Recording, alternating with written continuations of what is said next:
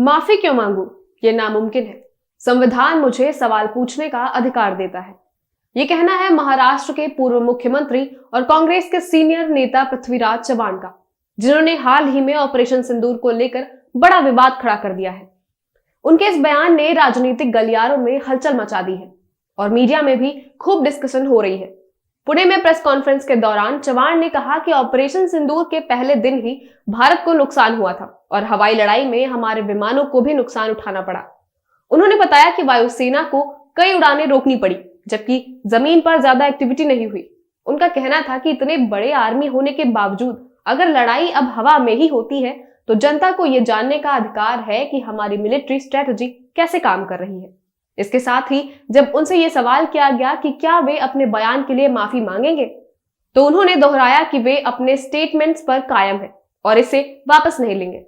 उनका कहना था कि सवाल पूछना उनका सतही अधिकार है और इसमें गलत क्या है।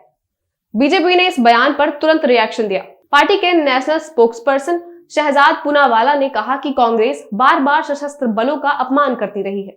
उन्होंने आरोप लगाया कि चव्हाण का बयान अकेला नहीं है, बल्कि राहुल गांधी जैसे नेता भी ऐसे स्टेटमेंट्स देते रहते हैं। पूनावाला ने कहा कि ये बयान कांग्रेस की सोच को दिखाते हैं। पार्टी ऐसे नेताओं पर कोई एक्शन नहीं लेती, इसलिए आर्मी के प्रति उनकी डिसरिस्पेक्ट वाली मेंटेलिटी साफ नजर आती है।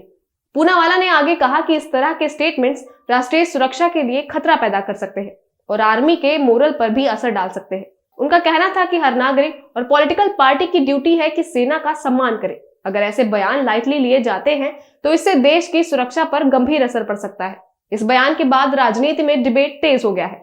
कांग्रेस सपोर्टर्स इसे फ्रीडम और स्पीच और सवाल पूछने का अधिकार मानते हैं, जबकि बीजेपी इसे नेशनल सिक्योरिटी और पैट्रियोटिज्म के खिलाफ बता रही है।